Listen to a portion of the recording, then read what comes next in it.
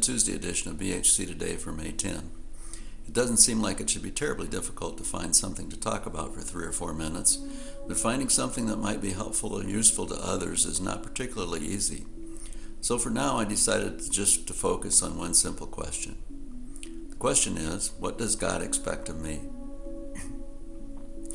I'm not a scholar of theology, so my answer to this question is fairly simple. God gave His best, His only Son, so that I could become one of His children.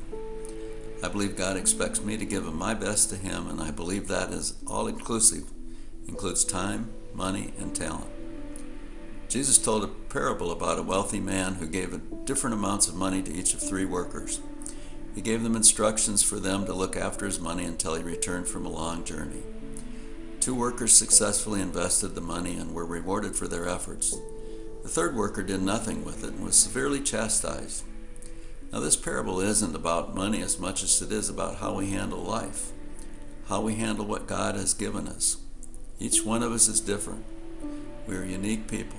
Some might even say weird. God expects us to enjoy the diversity and to serve Him in whatever way fits, the way we were made. That's another wonder of God's creation. I can't even imagine what the world would be like if we were all created the same. We each have something to offer, and together we can do much. If I am to give time, talent, and money to God, the easiest of these is money. Giving time and talent may involve changing my schedule, working with others, or trying something that's outside my comfort zone.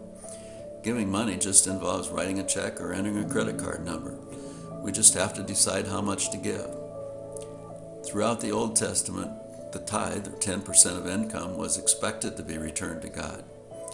Some people say the tithe is no longer required. Others say the tithe is just the starting point and we should give because of our love for God and not because of a legal requirement. Only God knows the extent of our financial generosity, but if we're a typical American church, only a very small percentage give a tithe or more. I'm going to end this by reading 2 Corinthians 9, 6-8, which says, "The point is this, whoever sows sparingly will also reap sparingly, and whoever sows bountifully will also reap bountifully. Each one must give as he has decided in his heart, not reluctantly or under compulsion, for God loves a cheerful giver. And God is able to make all grace abound in you, so that having all sufficiency in all things at all times, you may abound in every good work." A commentary on these verses from the Theology of Work Project says, "This has obvious applications in giving away the fruits of our labor, that is, in donating money and other resources. But it applies equally well in giving of ourselves during our labor. We need not fear that by helping others succeed at work, we will compromise our own well-being. God has promised to give us all that we need. We can help others look good at work without worrying about how it's going to make us look lackluster by comparison.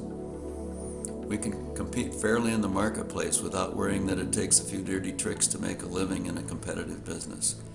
We can pray for, encourage, support, and even assist our rivals because we know that God, not our competitive advantage, is the source of our provision. We must be careful not to distort this promise into the false gospel of health and wealth, as many have done.